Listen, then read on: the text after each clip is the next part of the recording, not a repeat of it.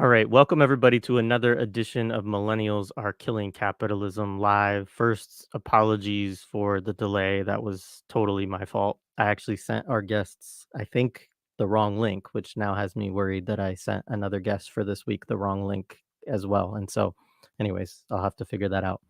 Um, so, uh, Good to be in conversation with you all again. Excited to be in conversation again with Lara and Stephen Sheehi. These are becoming closer and closer friends through all of the conversations that we're having on and off the air, of course. And just looking forward to being in conversation. Obviously, there is a whole lot. Like we haven't done an episode directly on Palestine in probably a couple weeks now, and there's been a ton of things that have happened since then. And so we'll be talking about a number of those things today, as folks, obviously saw from the show notes.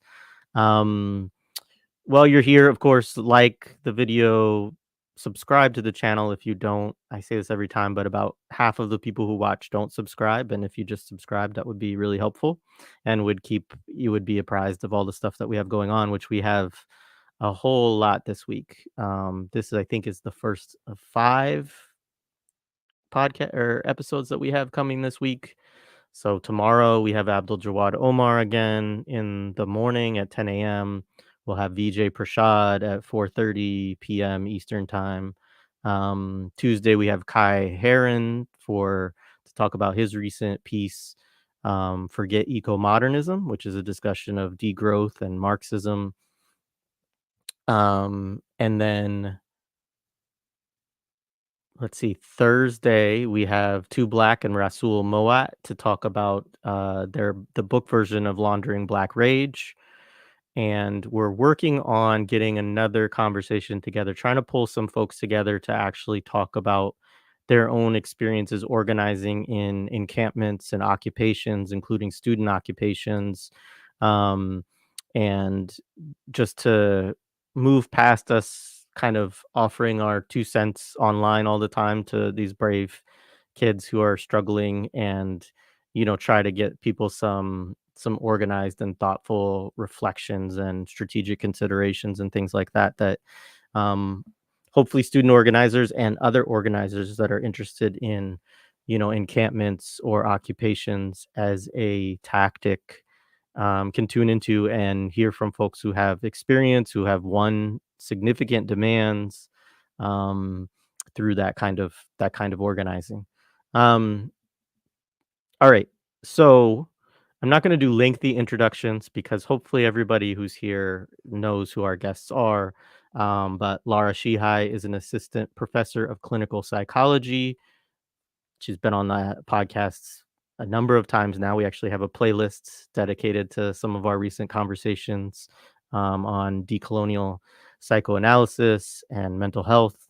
Um, Stephen Sheehi is a professor of Middle East Studies at William and Mary, where he also directs the Decolonizing Humanities Project, author of many books, including co-author of Psychoanalysis Under Occupation with Lara Sheehi. So welcome, folks. It's great to be in conversation with you both again.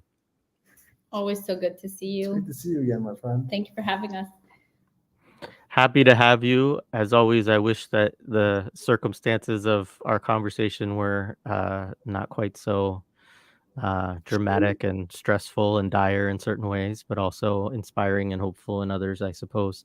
But let's start. And please correct my pronunciation if I mess this up. But you both know Nadra Shalhoub-Kevorkian pretty well, I know, and she has been someone who has been suspended, I believe, from the Hebrew University for some time, and then just this past week was obviously arrested and jailed. And some folks have started to speak out about the conditions of that. I understand from her, with her, consent to discuss that, but I wanted to first kind of start there because I think it's an important story that people may hear in some sectors, but not in others. Yeah. Did you want to start off? Or? I just, you're going to say it. Anyway, she was suspended and then reinstated at the Hebrew University of Jerusalem. Right. You can tell them that. Yeah. So I think this is, it's an important starting point because I think there are many links that we can make. Obviously, when we see what's happening in the context of the United States campuses, there's no way that we're not making these links, settler colony to settler colony, but just in general about how the campus is a contested space. And I think this is the part that we need to highlight here, is that this targeting of academics is a fascistic move. We don't have to look very far. I mean, you and I have talked about this back in history about who gets targeted. And what's remarkable about Nadera's arrest, first of all, to sort of walk through the ways in which, the Israeli state is violent in its way of even apprehending, right? I mean, we were reading the transcript, the court documents of the transcript of this, and this is illegal even under Israeli penal code. This is the first time in history that an academic has been arrested on quote unquote incitement of violence based on scholarship. And this is precisely what happened. So, plainclothes police officers show up, ransack her home, take posters from her study, ask for her scholarship, what she's working on, take her computer, take her phone, and interrogate her for hours and hours and hours and then put her in solitary confinement. And part of what they were interrogating her about was they spent, for example, an entire hour on an article about necropenology, which is a concept that she came up with and has been writing about and has been presenting about. As a reminder to folks, Nadera is an internationally renowned feminist scholar. This is something she's been doing for 30 plus years. And here you have a state arresting her on incitement for violence based on a podcast that she does. And part of the court documents links this and says that what she said in the podcast has international reach and therefore could cause dangerousness and could cause a change in public opinion and then also potentially violence by citizens. And they're pushed on this, right, about this, and they can't really qualify. But what we know for sure is that this is an academic who has international standing being questioned about scholarship in international journals. And this is the part why the link is so important. This is not only a dangerous precedent in context of the settler colony, now known as Israel, but also just across the globe. We know and we see now what is being highlighted, what is being targeted. There's a sort of retroactive sort of piecing together about how scholarship can be dangerous. I mean, again, this is precisely what fascistic states end up doing, right? And putting together a narrative that is not there. Scholarship that, by the way, is, has won awards, has won grants by the state itself, all of a sudden now is under question. And they're sort of discussing the ways in which this scholarship and things that she speaks about are against the state. One of the things that they are specifically in the court documents mentioning is that she is critical of Zionism and that she says that the state is committing genocide. Of course, this is from a podcast. So if it's the podcast that you're worried about and you're saying that this is inciting violence or dangerous, why is it that you spend the entire time interrogating someone, shackling her, putting her in solitary confinement in a urine and cockroach infested place, keeping the light on all night long, keeping sound happening, verbally abusing her?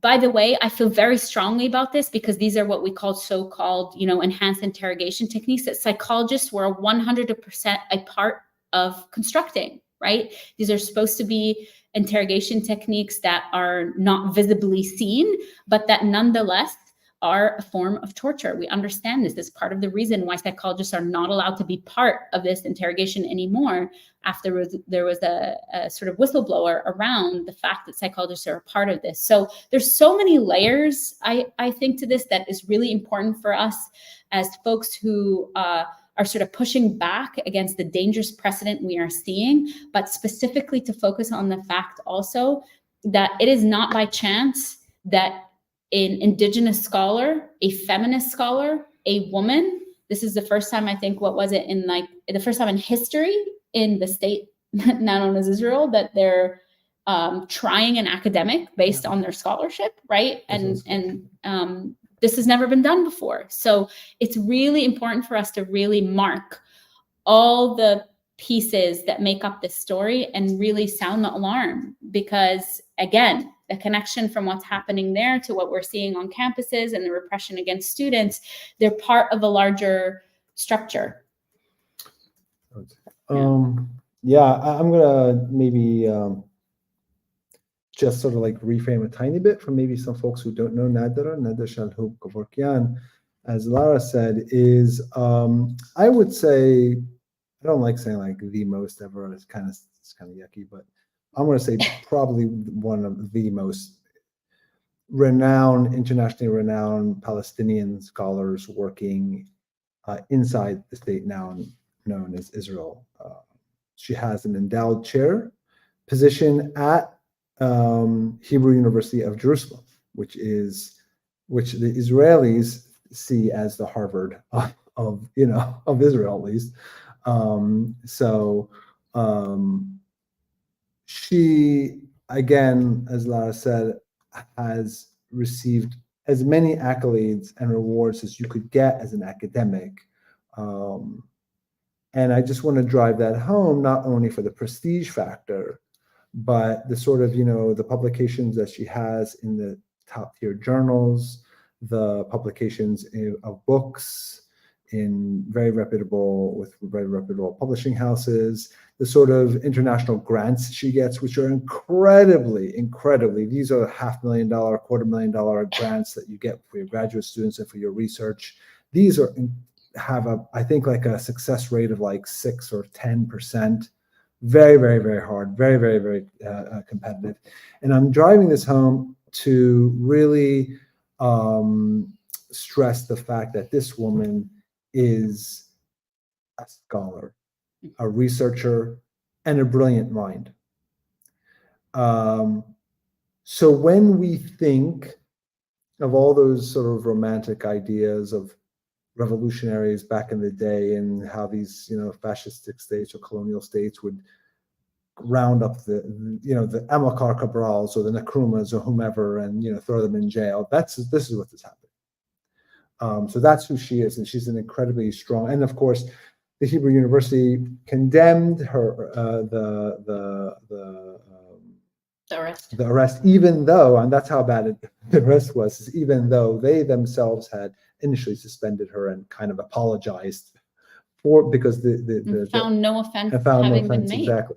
So that's one thing. I just want to drive home at her bona fides, who she is. And the other thing is, I just want to say, I think Lara sort of gave some hints about the process, but also this charge clearly came from high up. This was clearly a political charge. We're abolitionists. We're against, the carceral state in general, but we also do want to. I do, at least. I don't want to speak for Lara, but I do believe that there's a special place for political prisoners, and this is what political persecution looks like. It came from very, very high, likely Ben Gvir, who made sort of orders and had the police in Jerusalem arrest. And again, has colonial citizenship. She's an Israeli citizen and a United States citizen. But she's covered by the legal sort of pretensions that the Israelis have. And I think this is what happened with the judge was clearly perturbed by someone basically.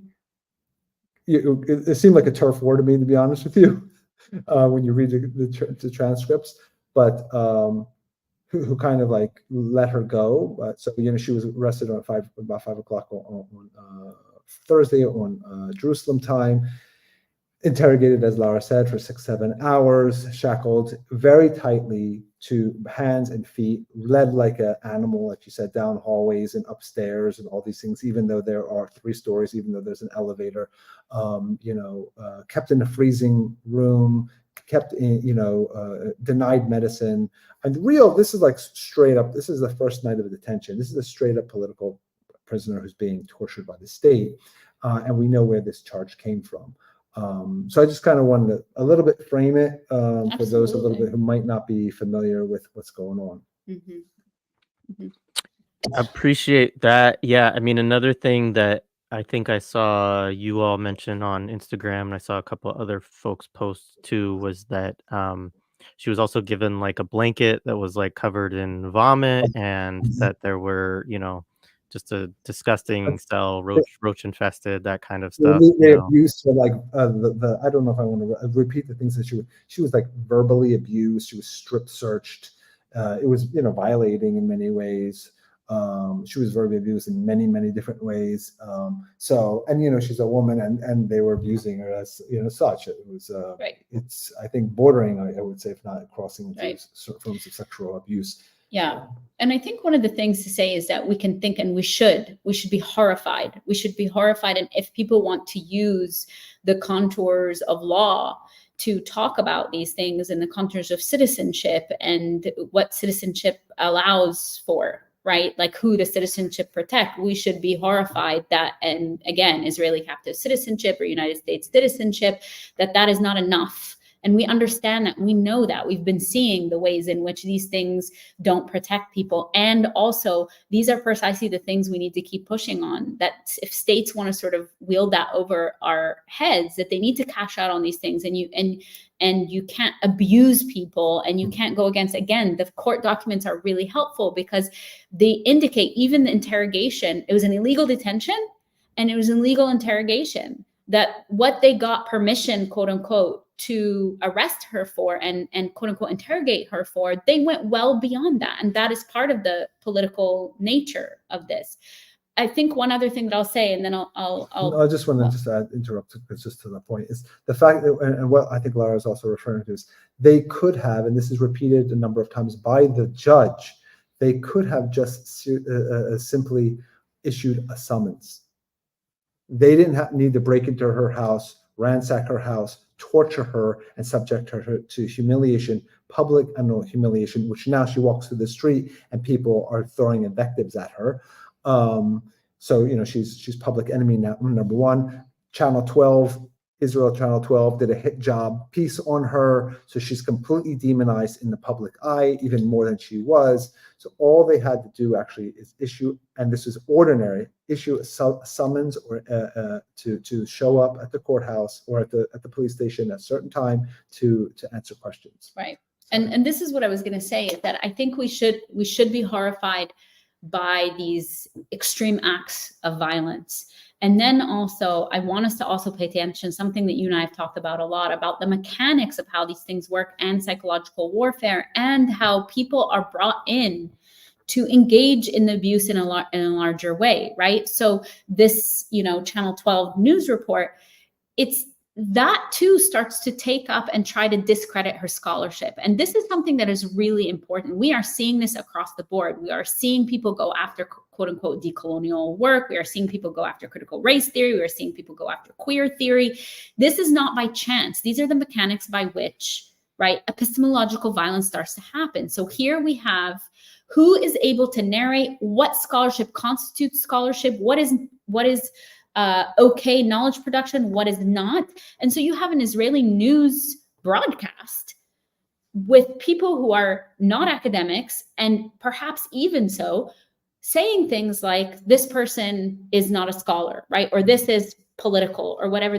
These are scripts that are repeated over and over again, whether it's in Germany or in the United States or in Israel or anywhere else. Is really important for us to understand how the logics of power can work in this way. And because it's also important for us to talk back to these points, to push against any time there is a way in which somebody's scholarship is being taken up, when it's solid scholarship and scholarship that has a long history, and then people are starting to pick apart retroactively that scholarship, it is a warning sign for us. And it is one for us to sound the alarm and to talk about it in terms of epistemological violence and epistemological subordination, because then what you end up having is supremacy. And here is somebody who is being prosecuted, right?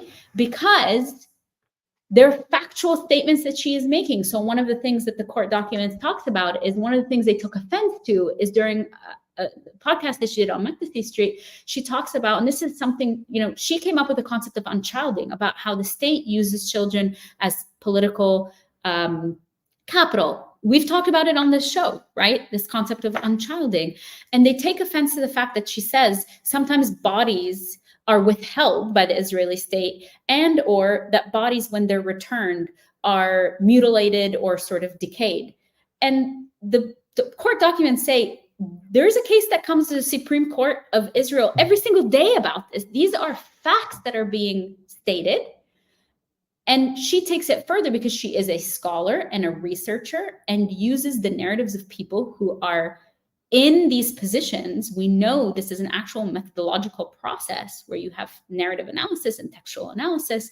And so I think we're really kind of zoning in on this and honing in on this because it is of deep, deep concern for any of us that are involved in knowledge production and in protecting the sphere of particularly indigenous feminist methodologies, that this is something we should all be extremely concerned about. And it is not going to stay just in the realm of this space, but this is somebody who, again, has both Israeli and United States citizenship, and this is what she's being subjected to.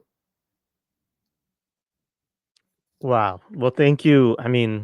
Thank you for sharing all of that. And there's so many different things that you all brought up that we could go a million different directions with. So I'll say a few things, but we have a lot of related topics to get to through this discussion as well. But it also, I think, thinking about this also for me, I'm thinking about it alongside the what some folks have called the scholasticide or the just destruction of universities in Gaza, right? Obviously in the United States, I thought this was an interesting point somebody brought up in the chat. The anti-intellectualism astounding that congressman who made the remarks, if people missed it, said to the Colombia president earlier this week that if you're against Israel, then that the Bible says if you're told Abraham, God told Abraham, I believe that if you go against Israel, then you are condemned by God. And then he said in the New Testament, it affirms that this applies to all nations. So do you want to be condemned by God, the Bible God? I think is what he actually said. And to which the this was the point too, is she totally capitulated. So she said, no, I don't want Colombia to be condemned by the Bible God. These are not exact quotes, but this is the gist of what she said, so like, again, like this just, I don't even know, but so those are important connections I do want to draw out. I also think the podcast thing is really fascinating on some level because, Lara, I know that we talked last time about you and Stephen getting, kind of jammed up when you were in London last time, partly related to podcasts, that people sift through. And I know they've been doing this with both of you, but Laura, you specifically for a few years now, and in multiple of our podcasts, but also I'm sure other places, that whenever you're giving public talks, that there are Zionists who are going through what you're saying and looking for material that they can use to call you a terrorist, to send out to people where you do talks, to do this and that, right? And so again, this like real attack on public scholarship, on also the ability of people that have, like you say, like decolonial frameworks and things like that to speak. Both within the classroom, obviously, but certainly in the public. I think that argument specifically that it has an international reach and that people can watch it all over the world is a very interesting one in terms of like what is that, what are the ramifications of that? So anyways, Right. that just stuck out to me as something that you said. I also just want to say too, because this is something that it's a tension I've been thinking about a lot lately. And I think we're going to talk about Walid Daka at some point later today too.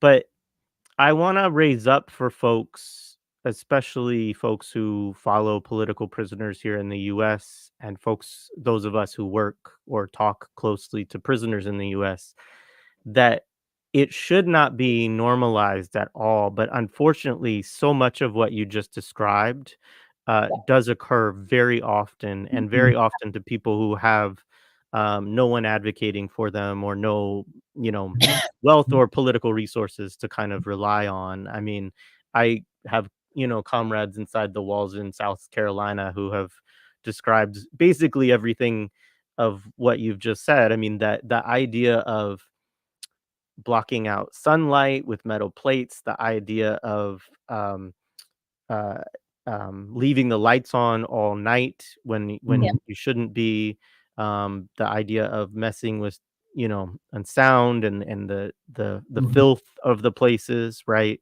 And um and it's just it's these are all torture. I think it's important to name that these are all torture techniques, right? Yes. And that it is awful that they have become so mundane and normalized and quotidian for so many people in the United States as well as within these Zionists, you know, military prisons. And I do recognize also the distinction and the interesting aspect that certainly comes with this in a Palestinian, you know, and Israeli context because of, you know, the system of military prisons and so on, and the way that that is abused, the way also children are detained in these military administrative detention systems and things like that.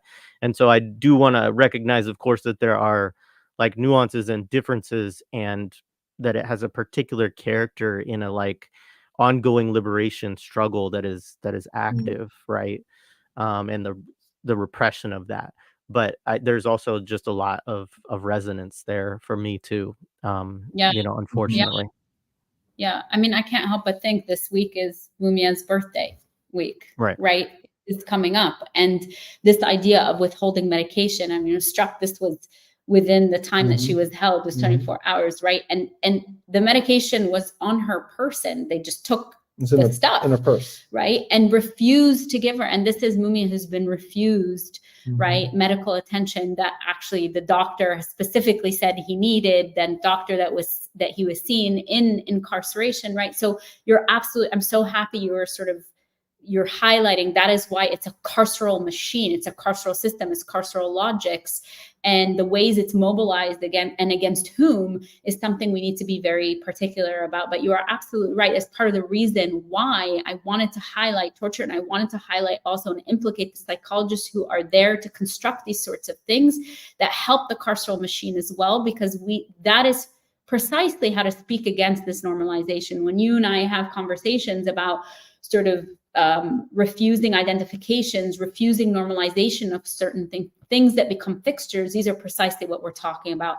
And that's why, right? It is not to say, of course, this is an act against Nadera Shalhoub-Kevorkian as a professor in the context that she is in. And also it is an attack against anyone who speaks against hegemonic ideas, who speaks against state violence, who exposes state violence, no matter how true and outward that is. I mean, we are in the context of a genocide where even the ICJ has named that this is a genocide that's happening. And this is the state that's saying, you said this was a genocide. And that's part of the reason why we're bringing you in for questioning, right? So it seems absurd, but that's precisely what we're doing. And I wish, I appreciate very much the sort of idea about the anti-intellectualism and the bringing in, because everybody needs to make a mockery out of the United States, and anybody who is in those, in those hearings, please, I'm so behind that. And also, I think that we need to go a step further, and that it's not just I wish it were just anti-intellectualism. It is ideology,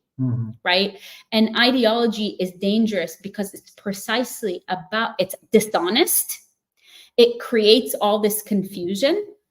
it will use anything in its way to construct the narrative, no matter what that narrative is or not. This is part of what you were saying about, like, whether it's me or Nadra or anyone podcast, that these have influence.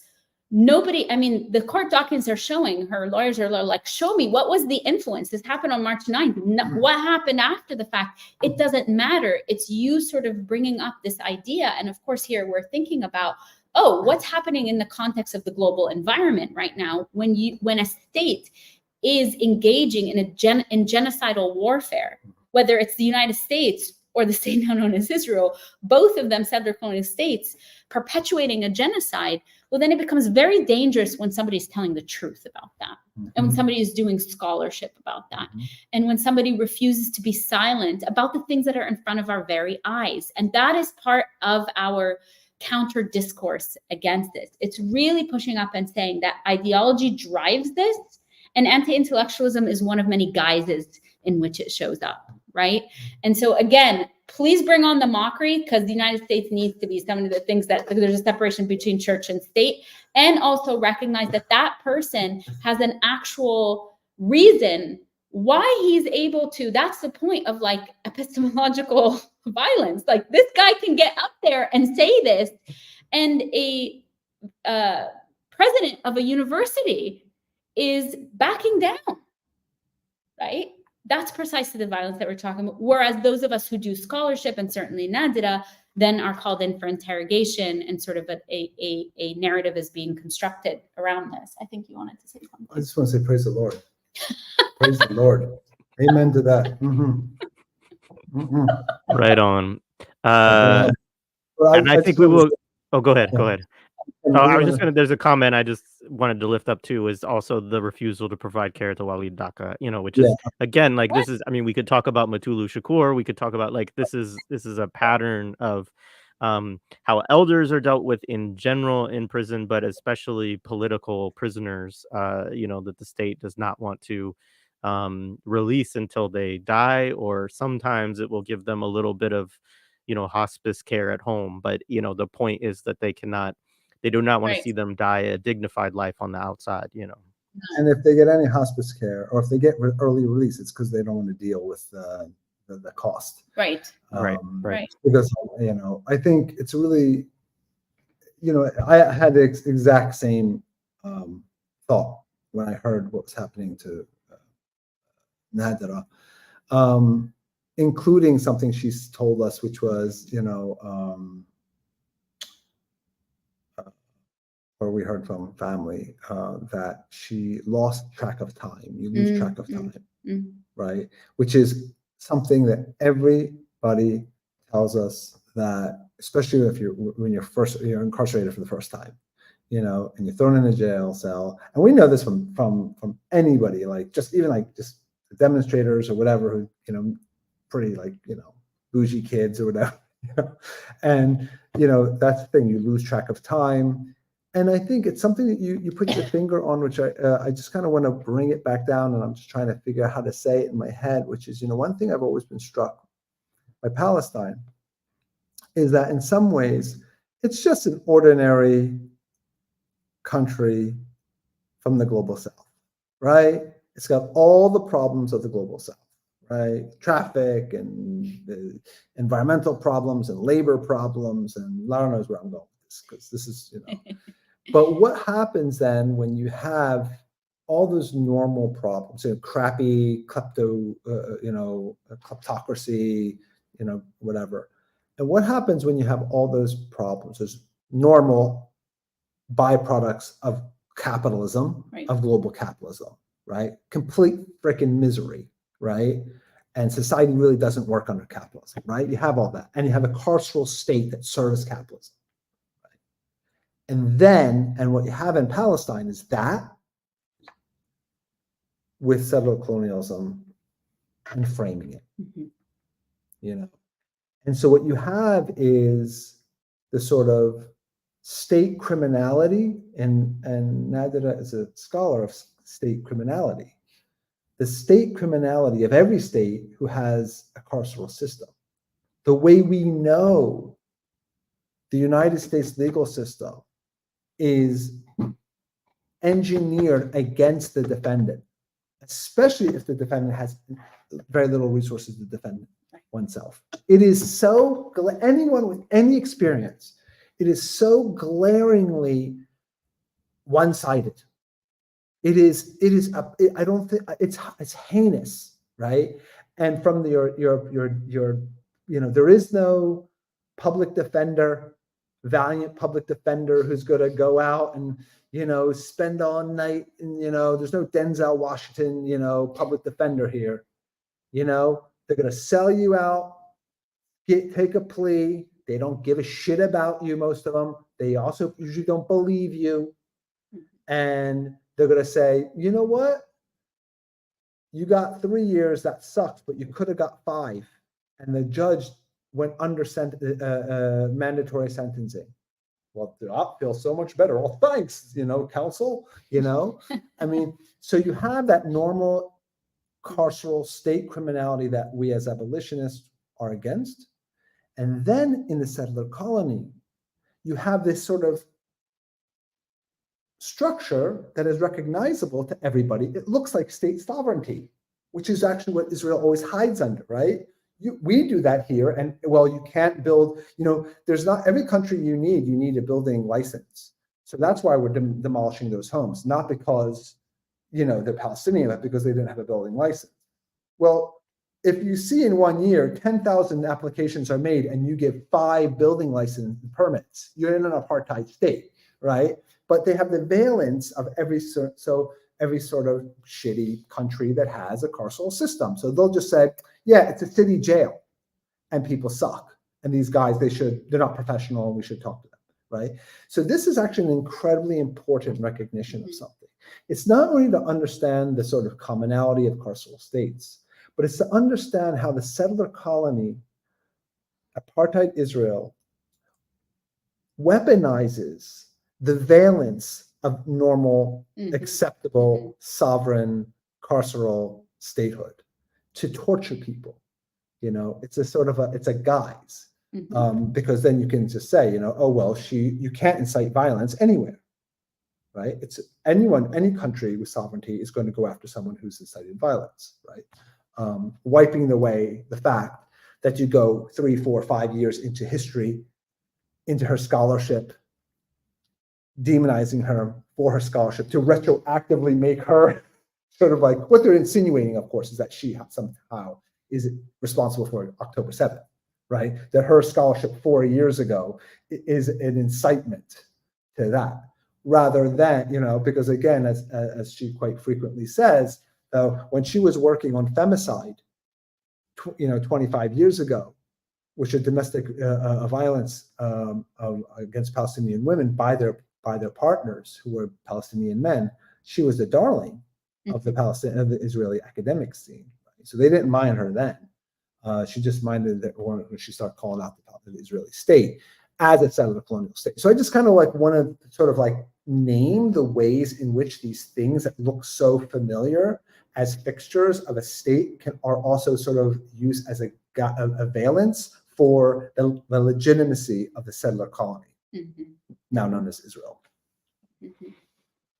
Yeah, I appreciate that. And we could go on and on, also talking about that. And, I mean, even in the United States, I think that, there's a lot of ways that we could talk about how settler colonialism in the United States also, especially at different stages of history, took those forms. I mean, I think if you think about Orasami Burton's book in Tip of the Spear, him talking about specifically post-civil rights, mass incarceration as we know it today is not just a thing that happened because, as we know, right, crime went up or whatever, right? It was a specific political targeting, and that a lot of that had to do with targeting. I mean, it had to do with contradictions of capitalism at the time of deindustrialization and all of that, as Ruthie Wilson Gilmore and others show. But it also has to do with the targeting of revolutionary subjects in the United States as well, and so, yeah, absolutely. So, all right.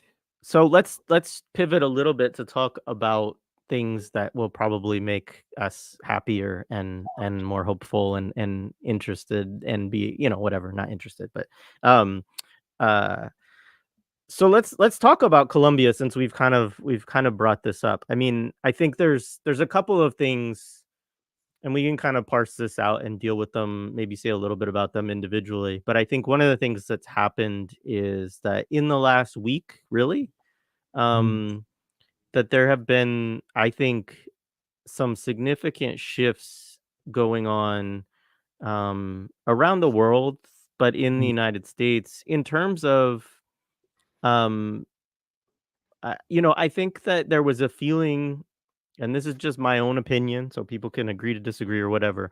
But I think there was a feeling for some folks that, um, you know, some of the solidarity action that had been happening over the last 6 months, that it was getting kind of stale, and that there was not really, you know, people were going out, but they're kind of doing the same things. And, you know, it was a lot of marching, you know, obviously a lot of public education, political education, you know, a lot going on. And so I want to lift up that I think that there was importance to all of that work. And I think that there's value to all of that work. mhm, There's inspiration people can find in all of that work.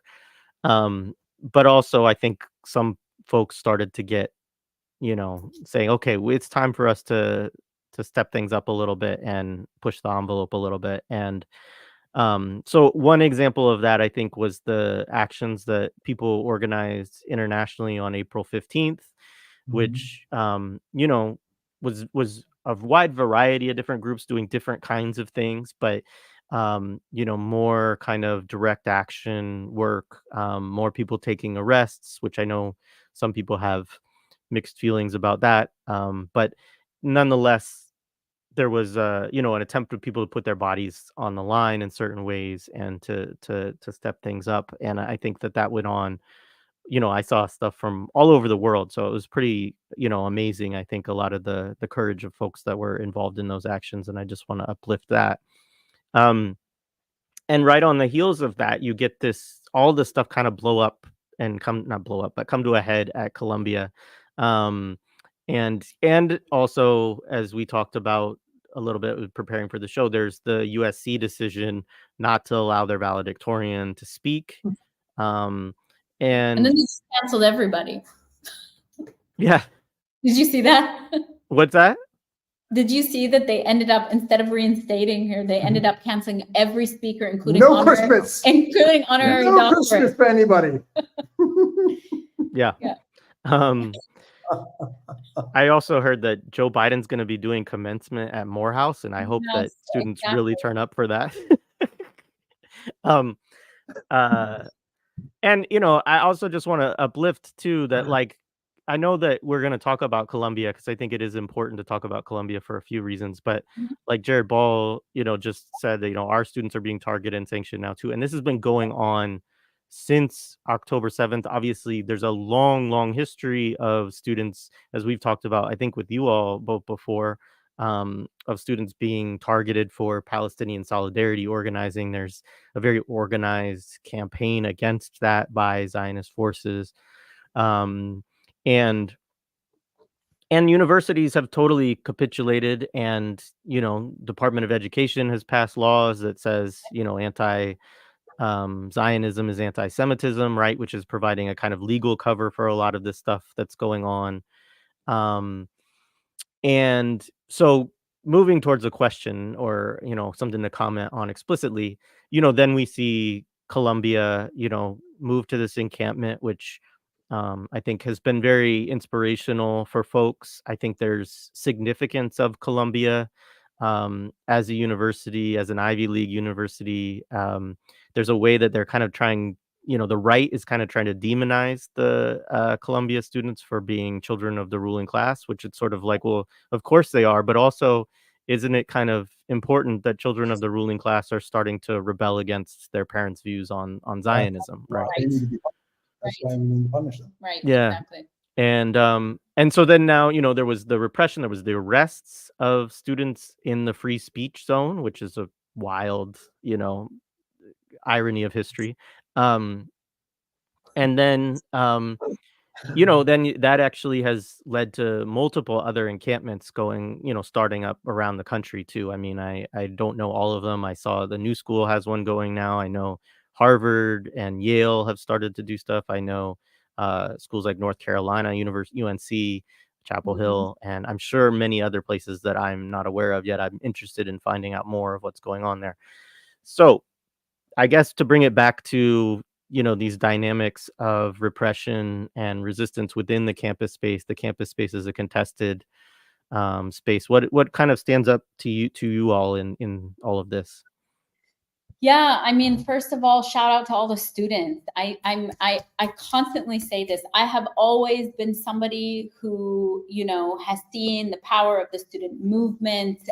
Part of it is being an activist, being an organizer, and there's nothing that infuriates me more than the infantilization of students. And we see this all the time, whether it's this sort of, we see this in its racist discourse and its classist discourse around like, oh, there's no critical thinking anymore, or, education is so bad and these students don't do anything, or, painting this entire generation with a broad stroke and saying they're apathetic and all that. I've actually seen none of that. To the contrary, I think that is a deflection. I think that's the way to infantilize a movement. I think that's a way to make people think that this is just a phase, all the things that people talk about.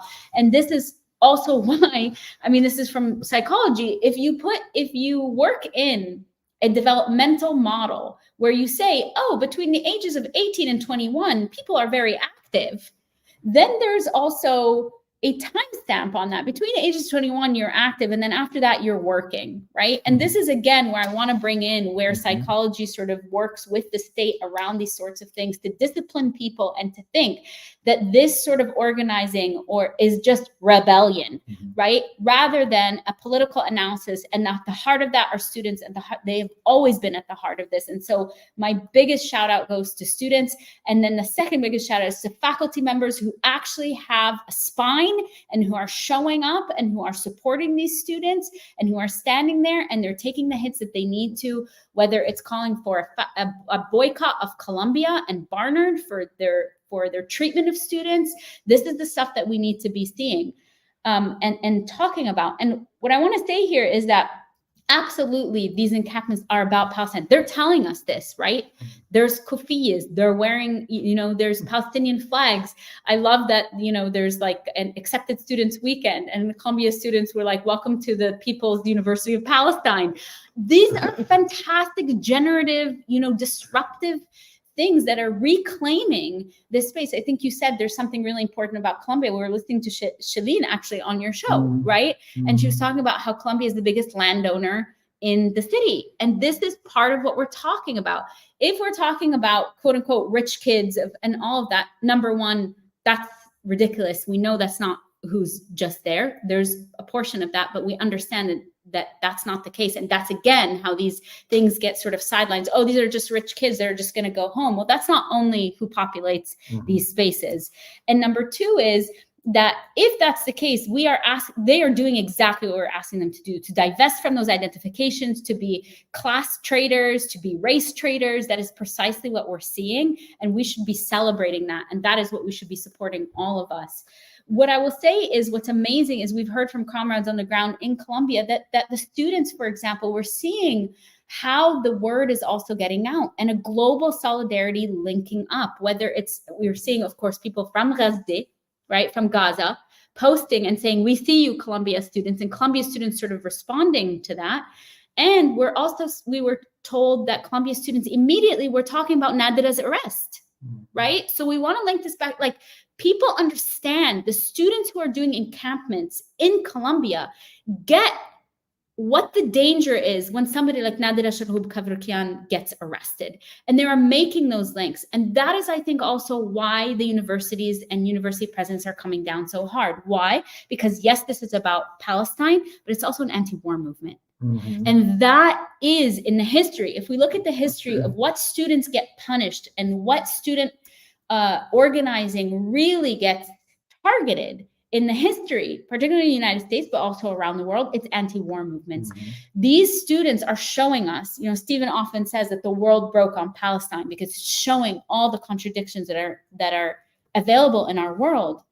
And these students are taking it and they're really teaching us about this. They're saying the pressing, urgent issue is Palestine. It's Palestine, and Palestine will be liberated. Yes, Gaza is the immediate thing, but Palestine from the river to the sea is going to be liberated because that is a settler colonial condition. And those students have an analysis about the settler colonial logics and what that means for them as students, what that means for their futures, what that means in the context of who they are in the world and their orientation to the world. But they're also an anti-war movement. And that is what I'm looking at. I'm really fascinated about the ways in which universities target anti-war, right, activism. And their anti-war movements, not just because they're linking up all this, but because they're also demanding that the university divest from weapons and from all the ways in which they are encouraging and engaging in these economic practices that sustain the military-industrial complex. And that's part of it, I mean, when I see Columbia University president come in with that heinous letter, I want to name this, and I'm naming this as, when I read this as a psychologist and I posted about this, that is the language of an abuser. An abuser will say, you made me do this, and then say, oops, I'm sorry. If you just hadn't done this, then I wouldn't have. But if we're reading it as an anti-war movement, and if we're reading it as a way that students are laying bare the corrupt neoliberal machine that a university is, that is precisely why they're being targeted. And then these university leaders can take these, cowardly outs, but nobody's having it anymore. That's what these students are like. We're not having it anymore. And this may be upping the ante, just like A15 sort of across the board. These students are joining these comrades across the world and saying, what we need to do is disrupt business as usual. And they understand the university as a business project. The university is a profit-making machine. It's a business project. And they're not taking it anymore. They're just like, fine, you're a business. You're not a place of education anymore. You're a business. We're going to disrupt your business, right? That's right. No, I like that. I'm like taking notes. I'm going to school right now. I love them. I know you do. And I just have a few things I want to say. Like, one of which is, of course, everyone's talking, like Fox News wants the shit talk the ruling class. We know this whole thing, and their whole spiel of meritocracy, to get into the, again, I'm not propping up Ivies, fuck them.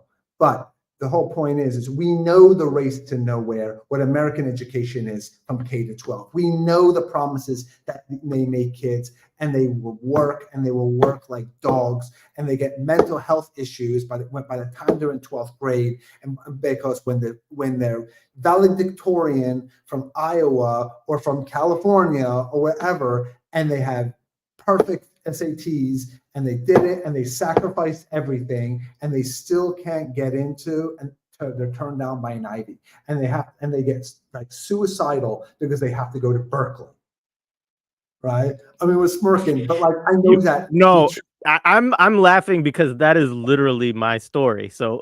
Yes. Exactly. And I tell you, I know the story over and over and over and over again. And that's the kids who go to Berkeley, right? That somehow you have to feel shitty about yourself because you didn't get into an Ivy and you're at Michigan or Berkeley, right? I mean, I teach those kids at William & Mary, and so the right is talk about meritocracy, and they love this like culture of capitalist competition. But when these kids get there, they get the memo, or maybe they're just smart and they've been reading the right books because they read, and then they show up, right? So that's that's one thing I just want to take a swipe at Fox News and that. Yeah. And also I just want to give some love, Columbia right on, but also, folks we're doing this, we were visiting the sit-in, the takeover or sit-in at Penn, just back in, when that was that? That was November. December, yeah. So months ago, you know, we were in London, a whole bunch of universities, Manchester, a whole bunch of university students taking over buildings. Goldsmith, King's, I think it was. Manchester, a whole there was a whole Leeds, Leeds, there's a whole bunch of them. So students are doing this, and I just want to give a shout out. And I just want to say, like, at one level, like, everyone, so all the right-wing thing and all the liberal things, like, oh, you know, you can just Google this, just like politicized campuses. Will campuses ever be unpolitical again or depoliticized again? This is like a thing that's going on in mainstream journalism, right? But we can only say that because after the 60s, campuses were depoliticized, right?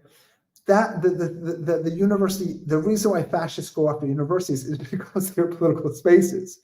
And they have been, and over the past 30 years, the university has been neoliberalized and has been able to successfully contain their students, track their students, which actually happens with the K-12 thing, tracking, right? Get you in freshman year. You know, it was like, you know, if you did it back in the day, if you did an internship, you do it in your junior year. Now it's just like, if you don't do it, some sort of unpaid internship, you know, by freshman year, you know, rising sophomore, you know, you might as well just wait in the unemployment line, right? So it's like tracking, right? Neoliberalized university. Yes, you take your humanities and maybe some social sciences, but this is your professionalized very early. And this whole thing, all these kids showing up are like, no. No, they're going to seize the space and realize that the university is a place of privilege, but it's also a place of knowledge production. And within that knowledge production is the knowledge that we know that's happening in the world today and our connection with the history that we're supposed to be reading. Like I saw this sign, like, you want us to read Edward Said, but then what, right?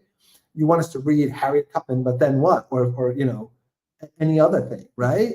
So I just want, like, the reason why we get shocked is because campuses have been demobilized over the past 40, 50 years, and because this neoliberal project and the students are just not having it. Right? They're just not having it because you know, they got the memo.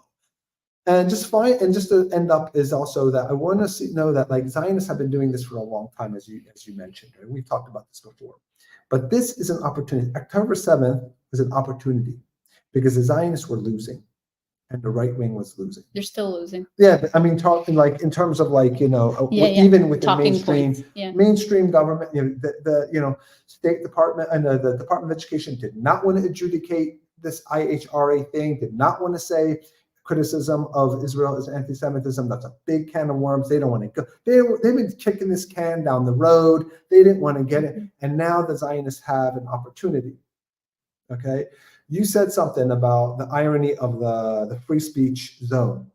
Free speech zones, do you know where they came from? Do you remember where they came from? They came from the free speech zones, which was ironic in itself, right? Because of the Gulf War II or whatever, Bush Jr.'s Gulf War, where where everyone started to, you know, rise and make their opposition known. But then they were curtailed and put in these. So it's like, you can see this is what the right wing does. Every opportunity they get, like capitalist with catastrophe capitalism, right? Every opportunity they get, they use to re-engineer civil liberties in order to, in order of, you know, to support the ruling class, empire, and capitalism. So I just want to kind of see, like, what we're seeing now is not so strange, right? Yeah, absolutely. And I think the free speech law at Columbia, and I don't know, maybe somebody in the chat knows the answer, but I think it also connects back to the history of 68 with the free speech movement there. And it's like their way also of commemorating it. But you're right in terms of that that discussion of free speech zones, because it was like, you can't have free speech. I remember that whole thing when that was happening, and they were like, you can't have free speech everywhere. You got to put it in this space right here. You know, you can't be out. Yeah. Yeah, I just want to say a couple of things like in the chat. So students were protesting in front of Cooper Union earlier today. Yeah, I mean, I think there's stuff going all over, as you all said too, and I definitely don't want to totally exceptionalize, although I do think it's an important struggle, and it seems to be militant and growing and, you know, flowering and beautiful. And there's a lot of beautiful expressions. I mean, there's that guy, I don't know how you say his name, Shay Davidai or Davidai, like the Israeli scholar or professor who's at Columbia, and he was like going nuts the other day because they were praying, because Muslims were praying, you know. Is he the guy who's going around videotaping people? Yeah. I mean, his name means David's coffee and David's tea in Arabic, by the way. That's all. Anyway, I mean, I don't want to get derailed on him. He's a former IOF soldier, as far as I know, and like, but he's part of the point I was raising is that the very things that he keeps going around the campus videotaping and saying how disturbed we should all be by them are actually deeply beautiful expressions of like, even just like basic multiculturalism on some level, but also on other levels, it's often of support for Palestinians, right? In a very kind of meaningful way. And so I did want to lift that up. I also appreciated this comment from DL, which you also said, Lara, or one of you said, I think Lara said it. But I think this is true. I'm sure this is true. You know, spaces like Columbia and any elite university are always a mix of, you know, many students that are from wealthy families, as well as, you know, or legacy students, often in the Ivies, but also there are students that are first gen, that are from around the world, that require a student visa to be able to stay in the United States, so that if they get suspended or expelled, often then they're deported as well, right? And so there's a whole, you know, there's a lot of dynamics around there, and I don't want to just flatten it to say, you know, it's one thing. I do think that it's important that there's a movement that encapsulates, or not that's not a great term to use, because that's like, but includes all of those different folks, and that they're able to show up for each other. Obviously there's challenges of that, and I hope we can get into some of that discussion when we have our discussion later this week on campus organizing and occupations, and how do you maintain political like clarity and negotiate your demands as an occupation. Where does your kind of, or an encampment, where does your power emanate in a situation like that? Someone asked a question of any sense of how to expand these movements. Yeah, go ahead. Do you want to say something? I just want to make one small comment. You know, I respect, you know, the let's say the non-ruling elite Ivy League kid. I respect that narrative, and it's completely true. And you know, our kid went to one, and we're not, whatever. But I just got to say something. In these Ivy League schools, it doesn't matter where you come from. Obviously, it always does, because they're filled with legacies, and it's disgusting. That's a whole story and stuff. But either way, when you come out, you're a mate. That's the thing about being an Ivy. Their network. That's the thing. You're a mate. It's the mafia. You're made. So I just got to say, whether they came from ruling class, they have the pass key to get into the ruling class, and those kids. Sorry, I don't like sound like that's terrible. Those siblings are blowing that shit up. They're there leveraging their place at the table, their place within the ruling class for Palestine. So that's why I don't want to like defray so much, but how like the, you know, Ivies are really inclusive and stuff like they are, and they may be, and that's cool, whatever. But I just want to say they got the password to get into the club, and what they're doing out there is they're basically burning that ticket, which is that class. And I think it's absolutely, and I think it's you know, I think it signals something very important in terms of I mean, one, that's a precarious place, right? Because like the offers to be re-included if you step away from what you're doing, right, are going to be made. Um, but also, it I do think it signals also an understanding that, you know, back in October, I did an article, or November, like very early on, where I was interviewing students and talking about what they were facing and the climates in the university at the time.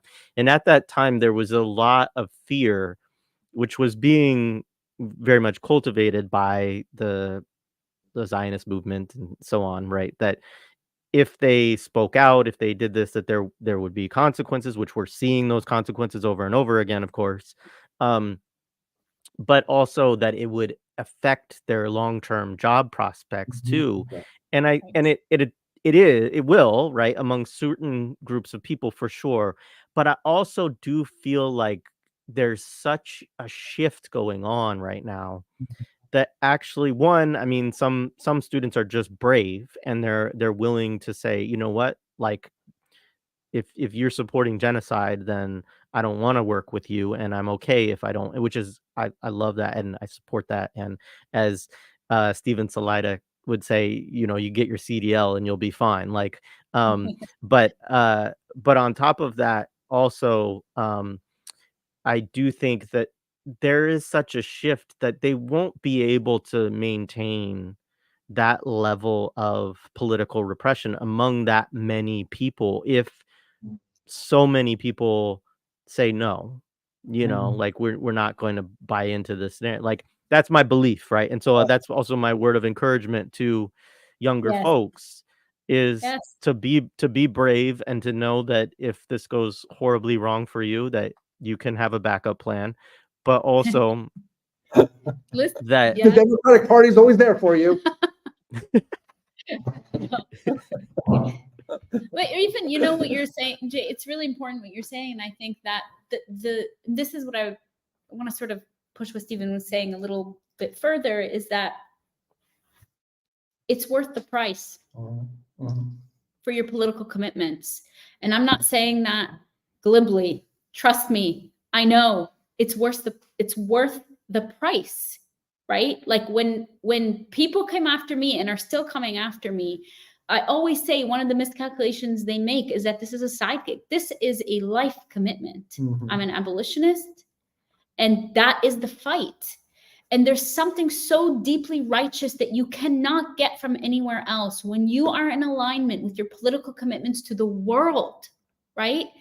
And yes, it might look like you're not getting your choice job, but you might have other jobs aligned. But this is the point of, like, part of what these universities do, and that's what you're saying, is they're leveraging this ticket, is that there's such a lack of imagination about the channels that are available. And that in and of itself tells us about the structure of the world that is built precisely that when we engage in these economies, you're also perpetuating an economy that sets up a condition where very few people can get those choice jobs, even from an Ivy. Right? Like how much, and the lack of imagination, then everybody else, just like you were saying before, then everybody else is a failure. That is the economy that I feel also people are divesting from, that students are divesting from. I'm saying we live in a world, right? Especially, you know, throughout COVID and with the sort of tanking of the economy and all of that, is that we hear people, academics, everything, we're like, it is not enough. Even with all the money you make, this is the first generation that's going to be less well off than their parents, and it's going to be worse and worse and worse. It's like, part of this is also saying we refuse to engage in this economy that is fundamentally exploitative. It is extractive, and it's going to be irrespective of who's involved in that. Now, we need folks to say, I'm not taking this wager. That's, I think, what's also happening. And that's a really important piece of it. And that language is really important, to say, I'm divesting from all of this. When we talk about boycott, divestments, and sanctions, divestment is a really important part of that. The psychological part of the divestment is saying, I no longer identify with the capitalist project, with the imperialist project, with the settler colonial project. And there are action points, right? This is part of the reason why we say that land acknowledgements are not enough. What are you doing? What are you engaged in land back efforts, right? Or what the sort of global A15 sort of autonomous actions are, we're saying, kind of to your point, is, you know, what's next? What do we have to do? And targeting, right, businesses, what's it called, routes, right? So we have, I'm going to shout out to our comrades in the Bay Area who blocked, you know, 880 southbound for 5 hours. They didn't get a lot of play because some of the major, more major points did, but they blocked truck routes for 5 hours. That actually means something. And sometimes I think we get lost in like, well, what actually happened or what didn't. I don't think that was the case in this sort of global action, because I think there was a political analysis that was behind this. But we need to understand that what's part of this is not only, you know, capital flow and disrupting capital flow and saying you are going to pay for this. If you're going to continue doing this, you're going to pay for it. It's the same thing with Colombia. If you are a business and you're treating this like a business, you're going to pay for it. You're going to pay for it in terms of reputation. You're going to pay for it in terms of who gets to come here and give you their labor. You're going to pay for it in terms of being embarrassed. They should be proud that these are their students, and instead they're embarrassed. The reason why they're embarrassed is because they're capitalists. They're compradors. That's why they're embarrassed by students, rather than being like, hell yeah, those are our students. That's what we're teaching them here. That would be the best co-optive technique. Right? That's like the sort of DEI model. They're not doing that. And I think it's because there's this other layer of divestment that's coming with it. Appreciate that. There was something I wanted to say. Well, first of all, I would also say, like, too, the NYPD also, like, that this was one of my favorite moments, is they actually threw the president under the bus and said this was actually we didn't need to actually make these arrests. The children weren't doing anything, or I shouldn't call them children. The students weren't doing anything that, you know, warranted it. We didn't see any, you know, danger or whatever.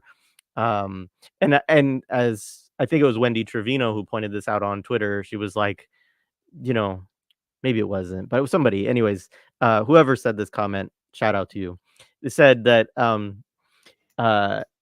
they said the NYPD loves needless arrests. Like the whole history, like there's not a police force on the planet that likes needless arrests as much as the NYPD does. You know, I mean, but that was the whole logic behind stop and frisk. You know, and you know, here they are saying like, oh, we didn't actually need to do anything here. You know, and so yeah, I mean.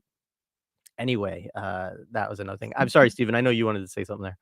No, I interrupted you. You were bringing up a question. I made an intervention, and you were bringing up a bunch of. I think it was from the chat, maybe. Yeah.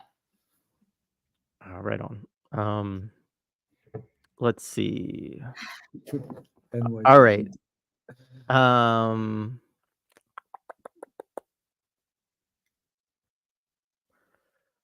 right. So let's talk a little bit. Oh, go ahead. Did you have something? No, go ahead. I remembered the question, but you go for it. All right. I think. I wanted to talk. You brought up, Lara, again, psychic intrusion. I know you've both done work around this concept. So yeah, you brought up always resisting it. You know, this is something that we've talked about before. I don't know if there's a specific thing that you wanted to talk about in this context, or if I need to draw on a bigger question, but. No, I think we've already been talking about it, right? I think, you know, part of the thing about really looking at the nuts and bolts of the mechanics of how these things are done and how they become lodged inside of us, and then the discourses that we find ourselves on the back foot fighting against. I think this, you and I have talked about this before, about practicing this discourse, about how do we make these links between, for example, global, you know, economic blockades, and then students, what they're doing, and then Nadera Shalhoub-Kevorkian. Like this process, what we're doing is precisely that. That is what allows us to resist and refuse, not just resist, refuse the psychic intrusions that would tell us, oh, these are just small things. Like, what are you doing? Like that same guy, I think, that was like quoting the Bible was saying, what are these demonstrations doing for Gaza anyway? Right? Again, we can look at that and laugh at his foolish self, and also recognize that there is a discourse that he's repeating. Right? This idea of, well, what is this action doing anyway? This is a very American thing too, by the way, right? Being like, you know, demonstrations and all these sorts of things. What's the point? I know that happens elsewhere also, but the level of apathy and sort of hyper individuality around these things, like you can just do your thing in your little zone.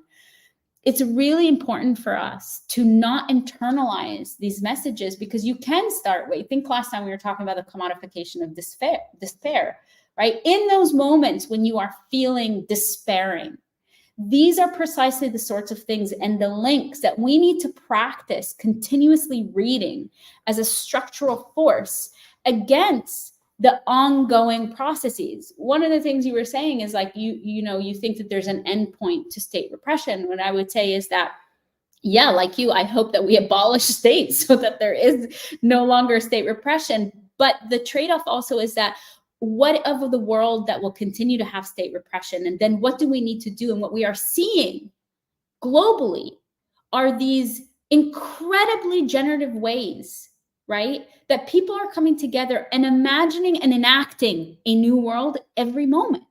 That's what I'm talking about, right? Because that despair of like, well, this is just the way the world's going to be. And how are we going to get out? These structures are so big. Yes, they are big. And also they are buckling under students putting up encampments. They are buckling under a scholar who is talking truth and interviewing children that are walking in the streets of Jerusalem. They are buckling. They use fascistic processes because they buckle against this. And so us even discussing it and sort of naming it and putting a language around it, and again, contouring these narratives, not just as abstraction, but as reality, because this is the thing, you're winning. You're winning against the universities. You're winning against these fascists. The scary part is their violence. I don't want to underestimate that. Mm-hmm. It is. And also that is part of where we come in. And I think I was listening to an Angela Davis talk a while back, and she was saying, we reach back to our ancestors who did this, and we know that when we're gone, there will be others who do this after us too. And that's what connects us, right? Through this sort of lineage of people who fight for this. If we're thinking that power will not reconstitute itself, or that it might not be dangerous, or there might not be arrest, or there is going to be, right? The fascism is here. It's here. It's going to be. This is what we're responding. I think everybody ends up waiting, like, when is fascism coming? You're in the middle of it, and this is how you're responding to it. And that's the piece against the psychic intrusion, right? Because I'm most worried about people feeling helpless or hopeless, or that there's nothing to do. And what I'll say again, whether it's Nadera or people in Gaza, is that they are absolutely watching, and that is a lifeline, right? You want a globalized world? This is the globalized intifada. Right? That's the globalized world. Did you want to say something? No, I don't. Yeah, I do just want to go back to Nadera for one point, just kind of riff on what you were saying. I think, about psychic intrusion, like, it's not something that happens and something intrudes on you and then you reject it, right? It's a fixture of the ideological life that we live under capitalism, colonialism, and empire, right? So I just want to go back to someone like Nadera, who all of her academic career has been writing against settler colonialism, sexism, patriarchy, and undoubtedly when she was incarcerated and we heard of her experience there being tortured, that didn't feel good. Mm-hmm. She suffered. Mm-hmm. She probably was scared. She suffered. She probably felt alone, no matter what. She writes about this, but the violence of the system, and I'm going to say we can call it the state, we can call it a lot of different things because the university is involved, is real, right? So academic institutions, where these students are agents not of the state, they're agents of capital. Mm-hmm. And they're there threatening very real punishment. And as you said, offering other rewards. Come back in, we'll hug it out, whatever. Good, you were an engaged student, you were an engaged citizen, just like we taught you, but maybe you can file off these edges a little bit, right? We can dialogue. But the academic institution is there to enforce. Mm-hmm. And it's also there to get in your head, right? And so, but what we're seeing with the students and what we're seeing around Nadera is also, as Lara was saying, communities of care. Communities of care that withdraw, that seek exits from the society and these structures that are trying to always discipline us to certain things. And I'm saying that because there's a community of care around Nadera, global and more local, that is upholding her. And this is a large amount, mostly, again, women, feminists, comrades who are all here and that's what happened when we found out that, Nadra was, incarcerated. Within 1 hour, literally a global network of comrades and friends and family and kin and chosen kin just immediately converged. Mm-hmm. And I think I just can't help, as Lara was talking, to think about this parallel between this sort of community on Columbia campuses and campuses throughout really the world, and the community that converged around to support Nadera. Mm-hmm. It's a great point. And I think, someone earlier had raised the question of like how to expand these. And I think one of the things to just add on to is like, this is a great comment. Students need our support, cheer them on, write letters to the university, or bring food if possible, maybe some antibacterial wipes. I think that this is something that also I think is also part of what is so important at Columbia that I think is replicable too, is that yes, the students have to take the action, right? Because it's their university, it's private property, right? It's they're tightening up more and more all of the security around campus. I heard today that that professors will have to be escorted by like campus police to their classes and all this kind of stuff. It's just ridiculous. They're locking down every building. Which is why maybe students should have seized a building earlier. Never mind, I won't say that. But nobody get any ideas from just what I just said. But the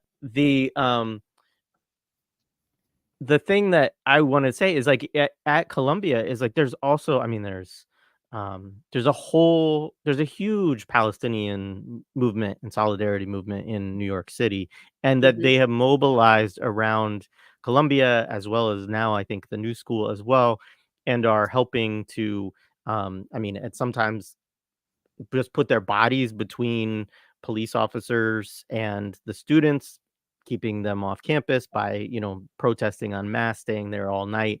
And so there's also a lot of ways in which an action like this can become a whole community action. It connects into what you're talking about, Stephen, too, in terms of like networks of care and communities of care, et cetera, right? Is that that is how folks can Oakland Abolition and Solidarity put out a great comment after Columbia, which was just Columbia lit the spark.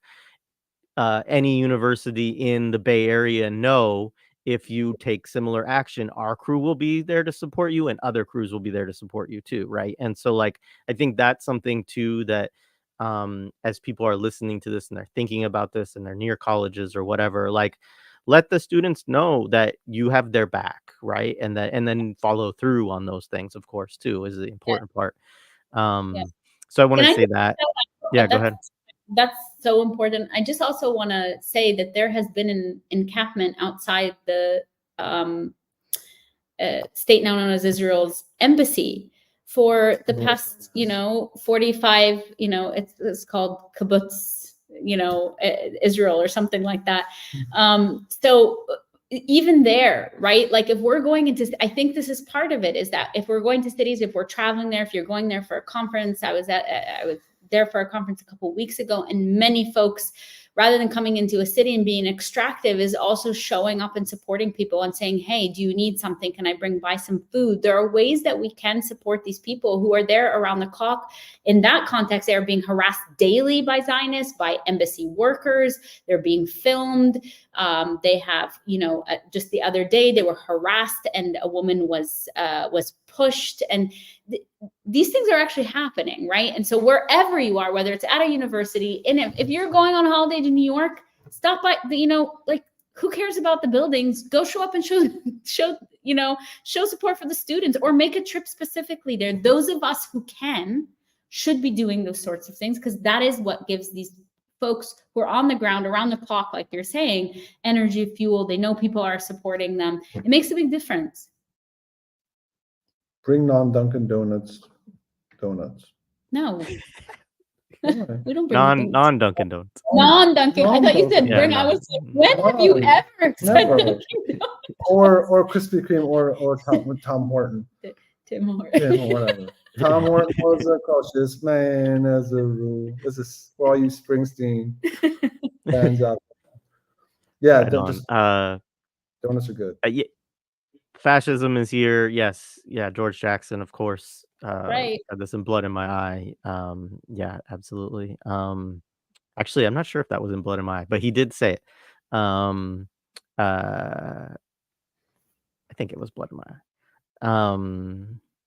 This point too, yeah, I mean, I appreciate people like drawing all these connections. I mean, the important thing, and we've already touched on this a little bit, but also like, yes, I mean, universities are property corporations, they're investment firms, they're in totally entrenched aspects of capitalism and the military industrial complex, especially like big research universities, and so also, I mean, this is something I think we said very early on with folks, and I know students have already done this work and know this work at universities where they're at, but there's always investments, right? There's always ways that these universities are directly materially invested in war making, in Zionism, in settlements, and in many different ways, right? And they're sites that work. I mean, in Philadelphia, there's been a lot of struggle historically and currently against the universities and the gentrification that they produce and the ways that they seize property and all of that kind of stuff. And so yeah, making all of these connections is really important. And there's a lot of, I think it's important to understand that these campus there's symbolic importance, and there's kind of ideological, psychological importance and things like that. There's also very real material importance to these institutions and their investment in the genocide and in all kinds of horrible stuff. Yeah. I mean, where do you graduate? I mean, the best thing for a neoliberal university is to ensure their graduates go to work for Raytheon or Halliburton or Deloitte or whatever, McKinsey, or wherever. Yeah. So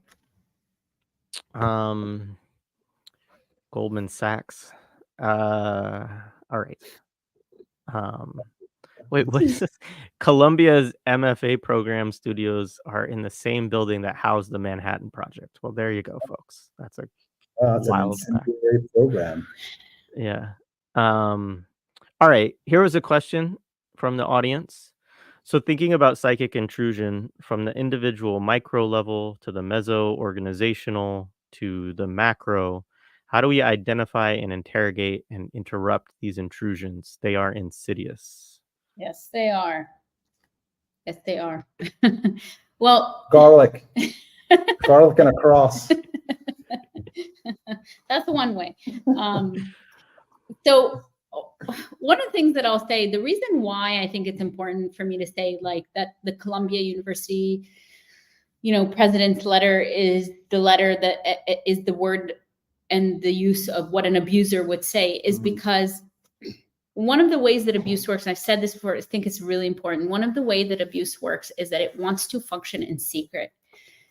It wants the process to happen and never to be named. And so I really want to highlight for folks that sometimes I think we think about these grand ways of disrupting, but I want you to think about how utterly disorganized and discombobulated people become just now the second you say the word like genocide. There are listservs that have banned the use of the word genocide, right? Even after the ICJ, like you are not allowed to use that. Or the speaker, the valedictorian at USC, preemptively, in case she mentions genocide.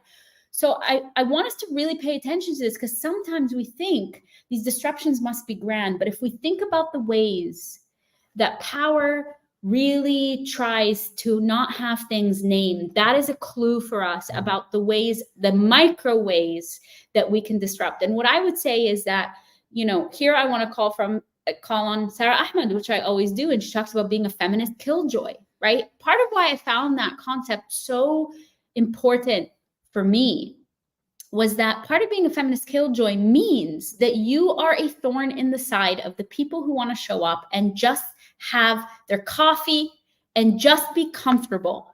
And I'm just going to stay here. I mean, that clip from the Chelsea Handler, right? Comedy show. You just want to show up. And one of the things she says is, that's not what we're here to do tonight, folks. Exactly. That's your clue. What are people there to do? Disrupt that, right? People get very angry as you see these mobs of people who are ejecting pro-Palestinian demonstrators that stand up and disrupt everything. If disruption didn't mean anything, why would people be going to violence so quickly? If you see the number of people that have been attacked, physically dragged out, it doesn't matter what gender you are. In fact, they actually probably be more violent with you. We saw, Black folks standing up. People were incredibly violent with them around that. This is where you start to see the seams. And that's what I mean about disrupting. Whether it's on a listserv or in a classroom or writing or anything, don't underestimate the power of calling out what is happening and calling in what isn't being said, right? Nothing will cause psychic collapse faster than that. And that is a disrupt. If nothing else, you are saying you are not allowed to have your meeting not be disrupted. You are not allowed to have a dinner that goes undisrupted. You are not allowed to have a speech that doesn't go undisrupted. You are not to have to sleep. Sorry. If you are a genocidaire, you are not allowed to sleep. We're going to stand in front of your house and make noise, right? No Christmas for you. Yeah, all of these sorts of things. And then if we add it to this larger analytic of a feminist killjoy, it means that we are committed, right, to not letting processes go on being. Part of the reason why that's important is because that's how things become fixtures. That's how things become normative. When things don't disrupt something, things become really locked in. It's harder to dislodge something when it has a chance to reconstitute itself. And so these mini disruptions, again, there's more power to you. And yeah, it's great when you have a buddy that can sort of do, you know, a follow-up or support you or any one of these things. But I mean, I've said this before, I will say it again. There's something so incredible to me in the context of the United States about how individualism is the king of everything, right? And then when you say, I'm just one person doing this for a structure, people are like, no way, you can't do anything. You can. You really can. And this is not just like, hey, we can do this. Again, look at just how angry people get. It gives you a clue. And that's the way that I start to read things and read processes and just give you sort of a language around it, naming what is not supposed to be named. I think you wanted to say. Yeah, no, I just want to riff. I love that. You said calling what is not being said. I mean, obviously, this is, this is what Lara and I have called, reality bending, right? That, we're not supposed to sort of name certain things. If you say certain things at certain times, you're, like, why are you bringing us down? Why are you harshing my mellow? Why are you making trouble? Why do you always have to be so militant? Why are you always making arguments? Why are you so angry? Do you ever turn down? Do you ever dial down? Do you ever calm down? Do you ever turn off? Right. Can you tell this stuff has been said before? And so, like, Don't yuck my yum is one that I hear sometimes. Yeah. Exactly, you know, and just so it's kind of like first thing on an individual level, I think, just to build on what Lara, is to refuse to be complicit in bending reality, right? Refuse to be complicit in bending reality. And, you know, and that again, those, and they start at micro levels and they move on to mezzo levels and they learn on to larger levels. And I think the way you move between those spaces is to realize, and like, while Lara's completely right in saying, you know, one person can. I mean, that's why we tweet. That's why we, you know, that's why we post, and it does matter. We're fucking like throwing shit out there and breaking in, you know, IG and TikTok and all that, right? So like, even though we're controlled by this matrix, it's good for you to pump out that shit out there, right? So you're like, oh, you're a click activist or whatever the hell they call it. It's like, yeah, it's something. Believe me, I promise, it is. Now it is. You're not being quiet. But also, what we need is political education. Yes. And I know this is a very, in some spaces, and not a very, it's kind of a démodé word, but we also need political consciousness. And we need to build political consciousness. And we don't build political consciousness alone. We build it through our comrades. We build it through our comrades on the bookshelf. We build it through the comrades who are our elders, who we listen to, and our ancestors who have bequeathed us their lives. And we build community with our siblings. And that is what Walter Rodney called grounding. He said, grounding with my brothers. So grounding with my siblings, sitting down with people, getting a political education, learning, not being invested so much that you aren't humbled by what you learn, that you're not opening your up to a world that is beyond, maybe beyond you right now because of that reality bending, right? The possibilities in which we are told that are the fixtures of our life, right? You can, you know, yeah, communism is really good, but it's impossible. So, you know, capitalism sucks, but it's the best thing that we have, right? All these sorts of things. Or, yeah, Israel, you know, it's kind of crappy, but what are you going to do? We can't change anything, right? No one changed the world by accepting this limitation of what's called impossible. And we can only do that through community, through collective building, through political education. And Jared, all props to you, my comrade and brother, because you are essential in that. And the podcasts are part of that political education. You know, the books on the shelf that you have are a part of that. You know, conversations that we have are a part of that. So, and that's how we track from the individual to the mezzo to the structural, right? That's the journey that we take. We don't do it alone.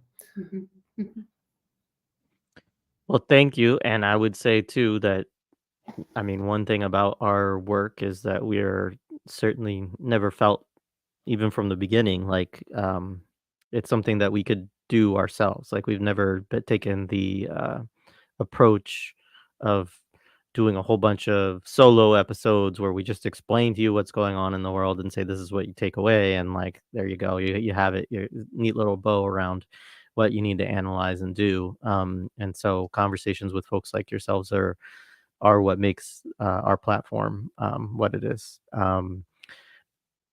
I will say, let's see, there was something else I wanted to talk about. Oh,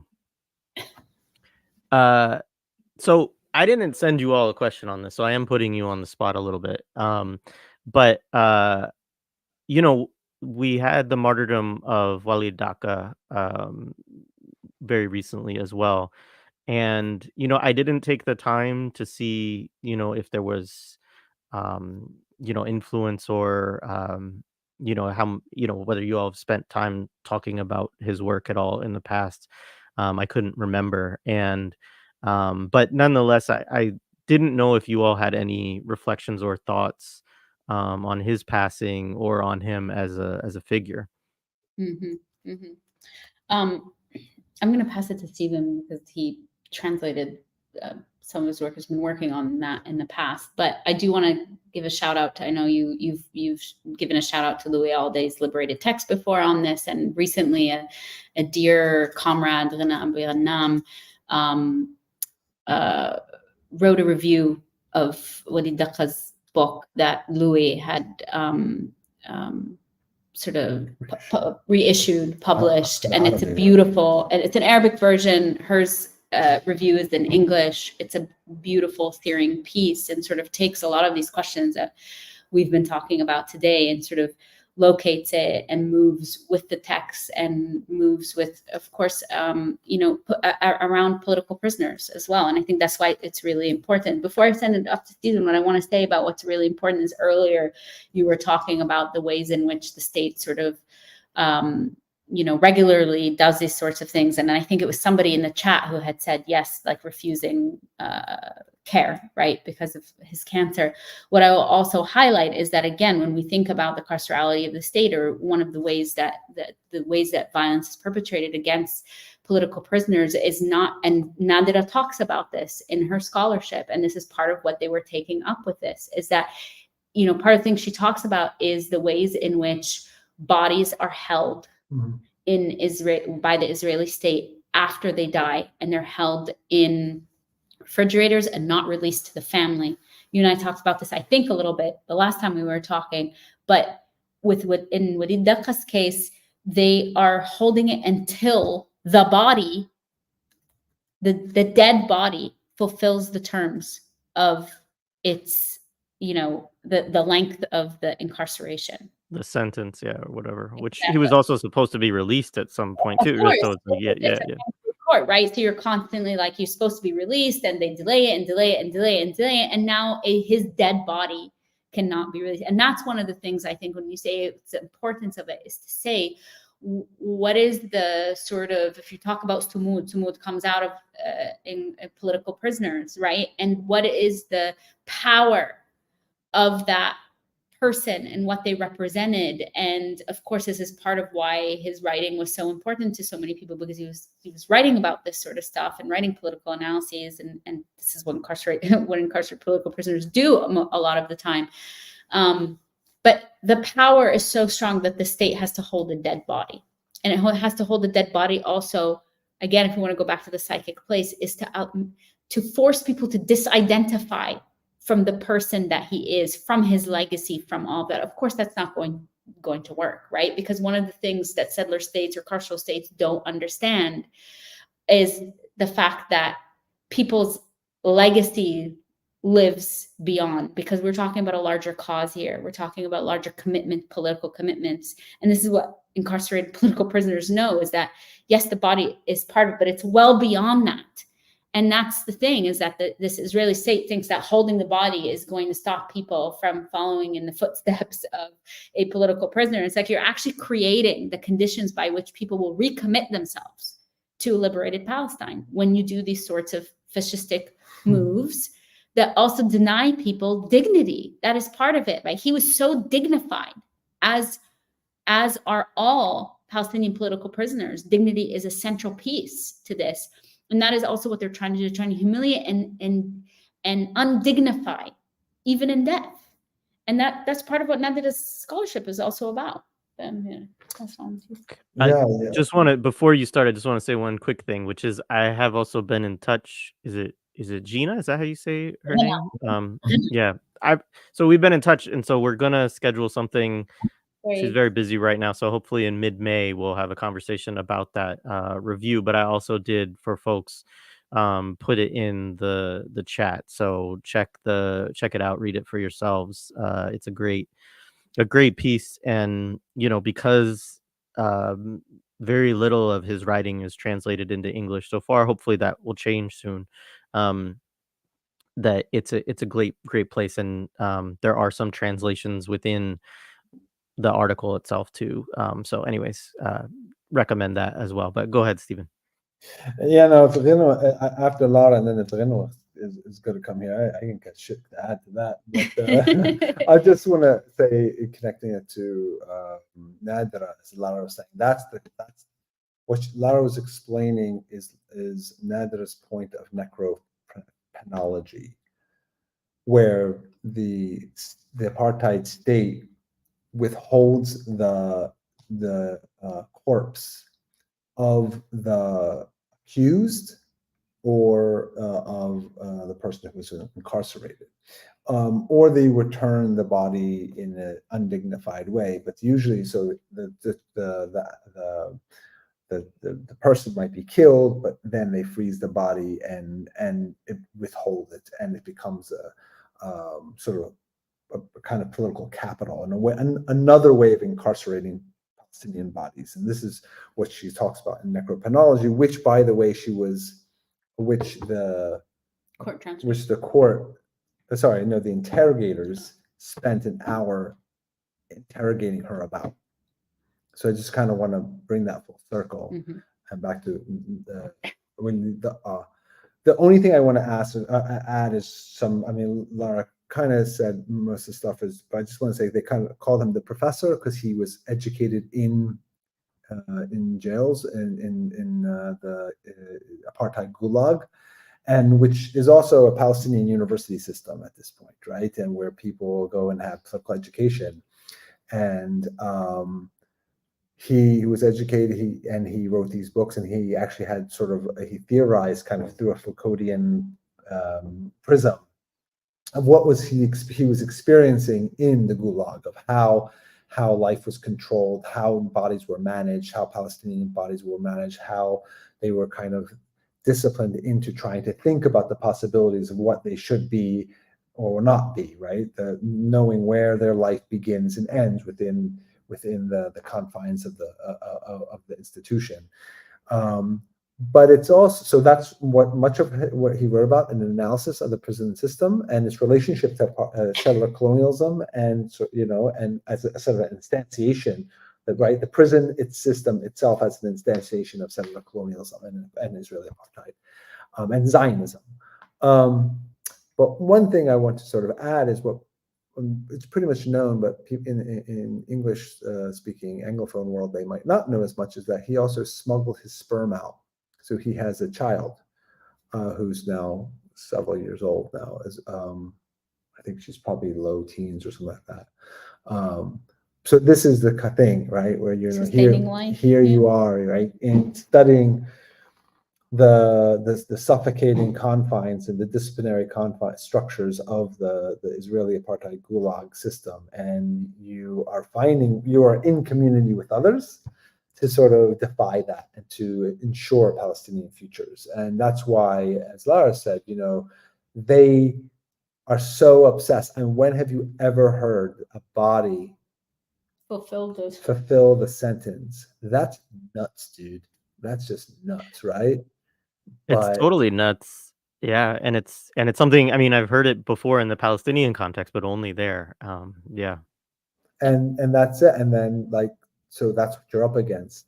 But it's pathetic, because these are the people who are smuggling their sperm out and ensuring a Palestine will be there and will be liberated. Yeah. I want to just offer a couple of words just to acknowledge, because we talked a lot about every other aspect of things, I think, but the resistance is still going, and I think that also it's just important to say that all of these possibilities and all of these conversations and all of the change that has happened, I think, in people's mindsets and psychology and everything else is also, I mean, there's two factors to it. One is the kind of the genocidal, response, but it's also that people are resisting and still resisting. And as you said earlier, Laura, like, Israel's still losing. And I think, like, it's actually the thing that made me the most mad this week. I'll give my little therapeutic moment in here. The thing that made me the most angry this week was Congress appropriating $26 billion more dollars to go to, Israeli military aid, whatever else it goes to, but that's the bulk of it, I'm sure. And and just I mean, talk about a naked manifestation of just how undemocratic, fascistic, imperialists, how much the Zionist project is something that cannot stand on its own weight and has to be militarily supported by daddy imperialists or mama imperialist or however we want to, think about it. It's Um, uh, and so like this is, uh, I think it's important to recognize that on certain fronts that it does feel good when we're making these gains and we're seeing people take action and be bold, and I think that there's every reason for people to continue to do all of that. Um but it is also like totally, I don't know, I mean, if anybody needed a wake up moment about the character of, say, the Democratic Party, I mean, I That's don't think anybody here has any question about the Republican Party, but the Democratic Party, like, this is who they are, and after everything that's going on, 6 months later, they're like, "We'll give you more money than we've given you for, the last 10 years combined in, like, one shipment," I don't know if that's true, but I know it's because I think it was like 10 billion over 5 years or something like that, and then they're like, "Here's 26 billion." Um, and I'm sure it'll go right back into buying F-35s or whatever else, and the resistance is combating this with, you know, cheap drones and weapons and IEDs, and I mean, that's just the military component. I know we talked here about how the resistance is, all kinds of things. It lives within the Palestinian society, um, but I do want to just sort of name all of that context, which I'm sure we'll delve into more in some of our other conversations this week as well. But I think it's important too for us to, even if we say and name that, yes, like the struggle at Columbia University or wherever else or here is important. It is important. It's also, you know, important to continue to lift up the resistance, I think, as well. Yeah. Yeah, and I think this is really important because for me, it's rather than sort of thinking about these things as deflective from Gaza, it's actually recentering Gaza and going back to what Stephen was saying about nobody has won anything by staying within the contours of the impossible. That is precisely what we were offered. And I think there has been a global response to that about, okay, what possibilities does this open up? The thing that we thought was the most impossible is no longer impossible. And that is what we are rising, like we're seizing that moment, right? And then we're pushing it further, and we're new possibilities are emerging every single day. That's why we can see 6+ months later a new version of this resistance globally, right? You were saying before it had started to get stale to all this. Well, there's all this sort of creativity and generativity that's infused into that precisely for that reason, because I think there is, if you're sort of talk about consciousness building, there is this way of being like, oh, they're at, the things that 6 months ago we could not have imagined this moment, and this moment is happening now, just like 6 months prior to October 7th we couldn't have imagined that moment. And that's something that's really important to hold on to psychologically.